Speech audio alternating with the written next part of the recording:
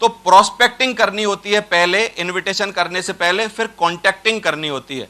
लेकिन हम क्या करते हैं, पहली बार में ही इनविटेशन कार्ड नाम की बंदूक लेके जाते हैं, तुरंत चला देते हैं, भाई साहब एक मीटिंग है, ये है हमारा इनविटेशन कार्ड और आपको तो आना पड़ेगा सर।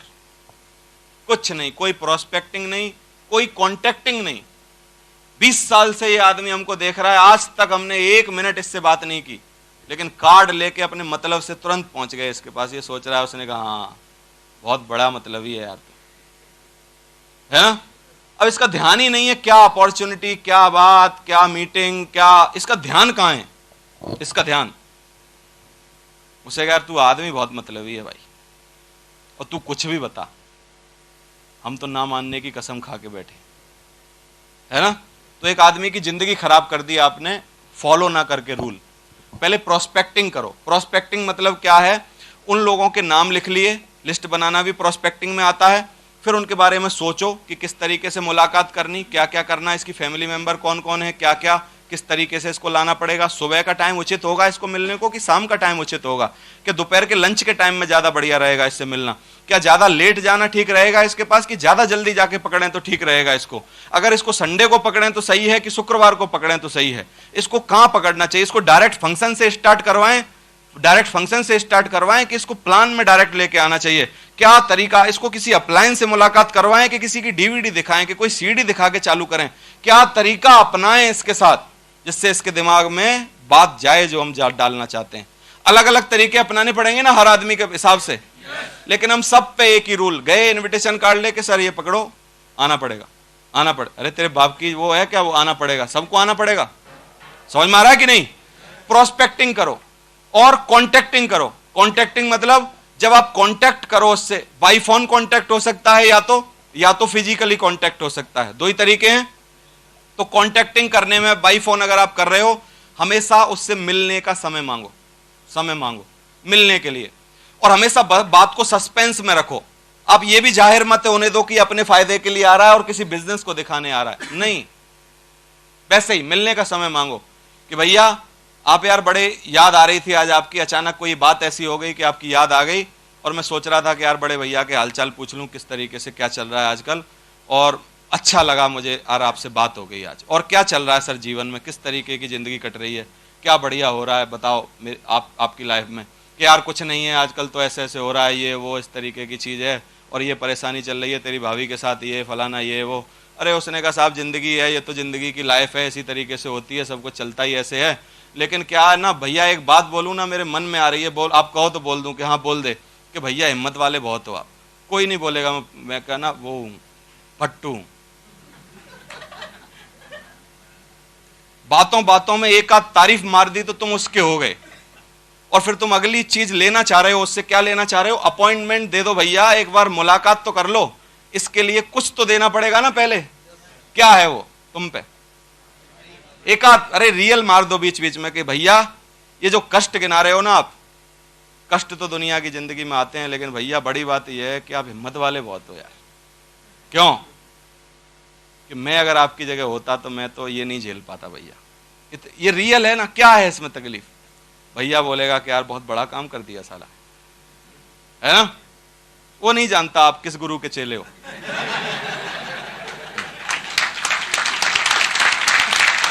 है नहीं जानता वो। और आप टेक्निक अपना रहे हो, उसको नहीं पता टेक्निक है ये, क्या पता उसको। वो तो जब ऐसे लीडर क्लब में अगली बार कभी आएगा मैं बताऊंगा तो उसको रिमाइंड होगा, उसने कहा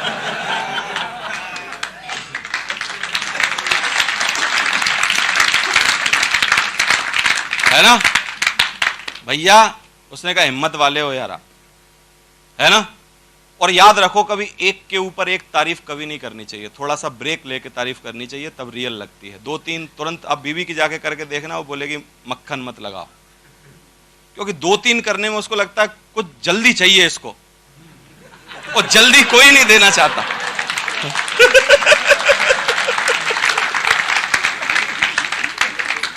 बीवी सोचती है इसको तुरंत चाहिए कुछ, क्योंकि 2-3-4 लगातार लाइन से तारीफ कर दी, बताओ क्या मनसा होगी इसकी।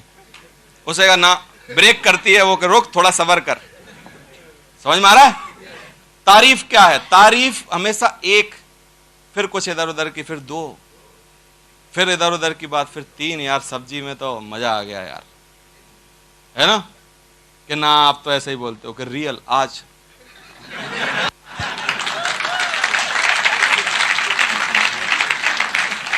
आज समझ में आ रहा है?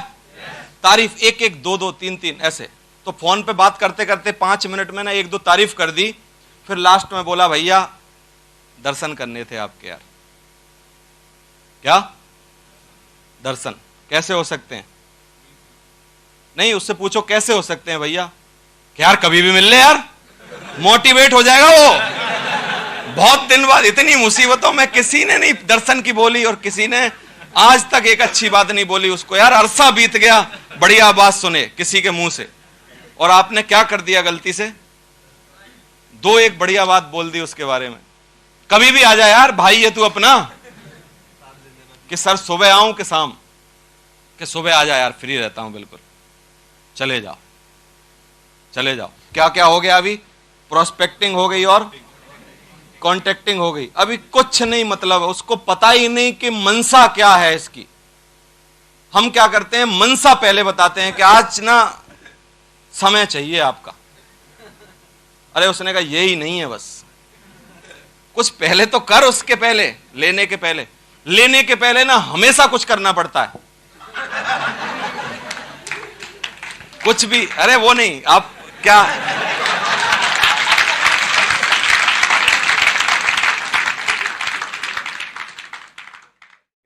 और तीसरा और मोस्ट इंपॉर्टेंट, अब आपको लोगों को क्या करना है? इनवाइट, बुलाना है। और ये एक कला है, बहुत ही मुश्किल काम है शुरुआत में।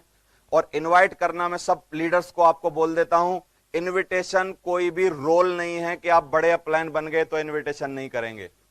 मेरी नजर में अगर देखो, 12 साल का तजुर्बा मेरा बोलता है कि इनविटेशन से ज्यादा इंपॉर्टेंट काम कोई भी हमारे बिजनेस में है ही नहीं।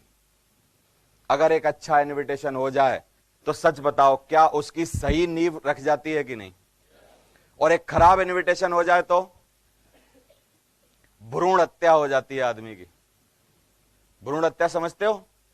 हाँ, भ्रूण हत्या, पैदा नहीं हुआ लेकिन मर गया। क्यों? क्योंकि आपने क्या किया?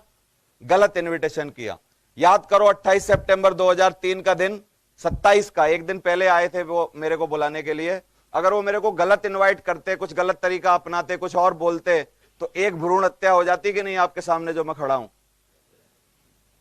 क्या हो सकता था उसका? अभी क्या होता उसका उपाय?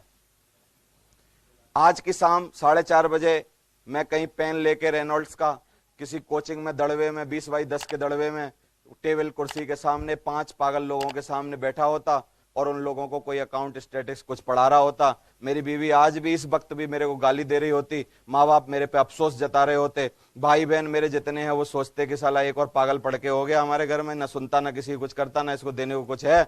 और जीवन में मेरे बच्चे मेरे को कोस रहे होते कि इसने हमको पैदा क्यों किया। सच बताओ, बोलो।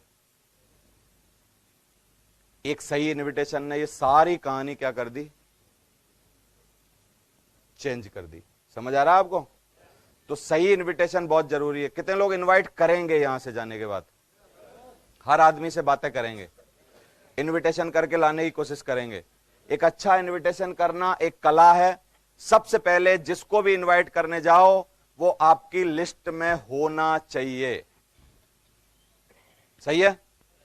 अब जब भी लिस्ट में आपके बंदा है, तो जब भी आप रास्ते में जा रहे हो, अगर अपने अपलाइन को लेके जा रहे हो, तो थोड़ा थोड़ा ओवरव्यू उसके बारे में अपने अपलाइन को दे दो कि वो क्या करते हैं, कहां रहते हैं, कितने भाई बहन हैं, कितने पढ़े हैं, क्या पोजीशन है, क्या है, कितने दिन की वर्किंग है, क्या चीज है, कितनी उम्र है, क्या है, बच्चे कितने हैं, शादी कब हुई थी, क्या परेशानी है, क्या है जीवन में, क्या चल रहा है, सारी चीजें थोड़ा थोड़ा आप बता दोगे तो इनवाइट करना, सच बताओ, थोड़ा आसान हो जाएगा कि नहीं हो जाएगा? थोड़ा ओवरव्यू मिल जाएगा तो थोड़ा सा आसान हो जाएगा। तो फर्स्ट है कि जिसको भी ले जा रहे हो या जिसके पास जा रहे हो उसके बारे में प्री में तैयारी करके जाओ। इसको हम लोग बोलते हैं सस्पेक्टिंग। क्या बोलते हैं? सस्पेक्टिंग।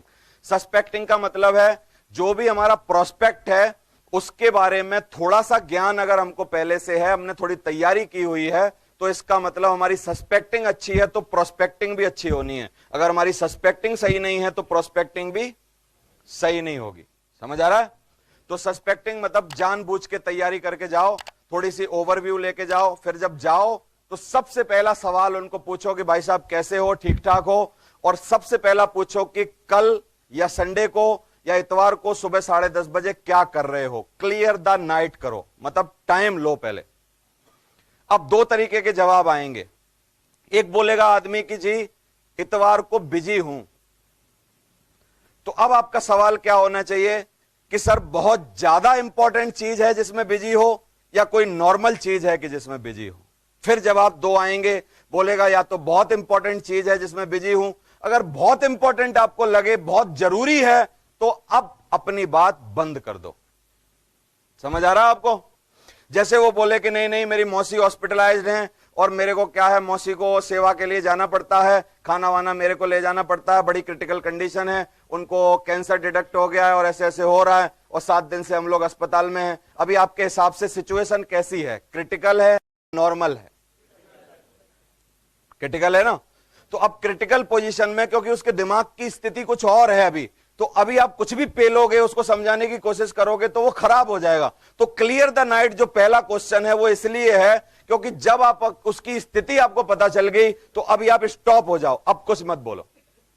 अब जाने के लिए कुछ तो बोलना पड़ेगा, वापस जाना है तो उसको बोलो कि सर मैं चाहता था कि आपकी जिंदगी में कुछ एक बाहर आए, रोशनी आए, कुछ एक नई चीज आपको मिले, लेकिन क्योंकि अभी कंडीशन मेरे को पता चल गई तो मैं माफी चाहूंगा। 7 दिन 10 दिन बाद जब आपकी माताजी की थोड़ी तबीयत सही हो जाएगी, थोड़ा सा अच्छे हालात हो जाएंगे, फिर हम लोग दोबारा से मिलते हैं। तब तक के लिए मेरी शुभकामनाएं, उनकी जल्दी तबीयत सही हो, और मेरे को भी अगर मौका मिला तो मैं जरूर अस्पताल में एक बार उनको दर्शन करने के लिए, आशीर्वाद लेने आऊंगा। मेरी बात समझ आ रही है कि नहीं आपको?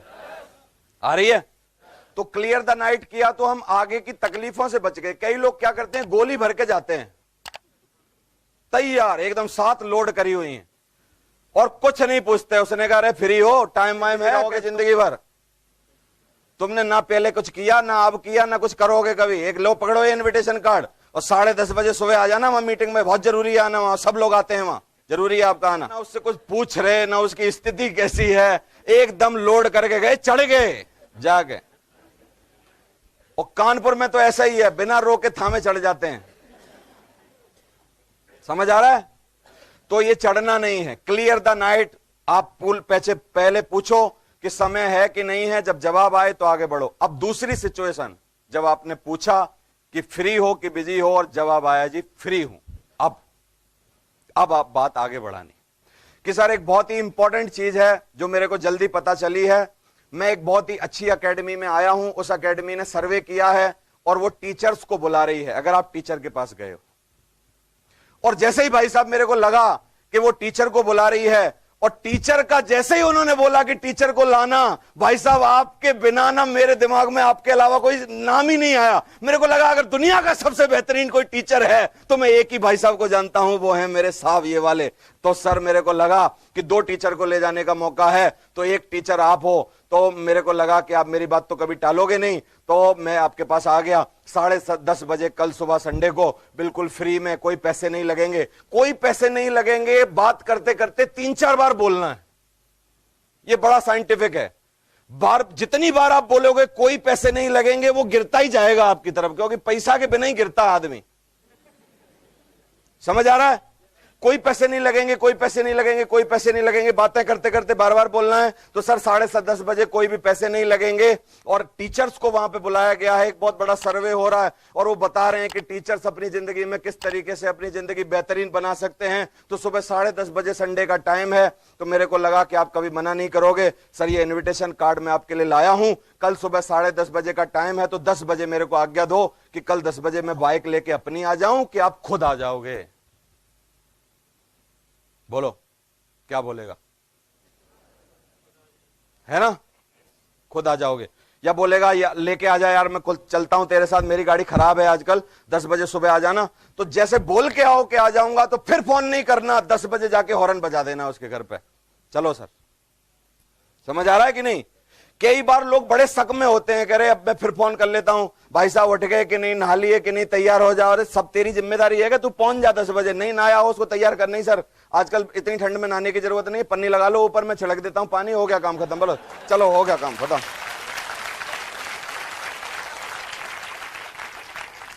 क्योंकि सर बहुत ठंड में नहाने की जरूरत नहीं होती है, ऐसा माना जाता है, ऋषि कह के गए हैं कि किसी नहाए हुए आदमी का स्पर्श कर लो तो नहाई माने जाते हो। हाथ मिलाओ मेरे से, मैं नहा के आया हूं, आप भी नहाए हुए होगे, कपड़े पहनो, चलो सर जल्दी चलते हैं।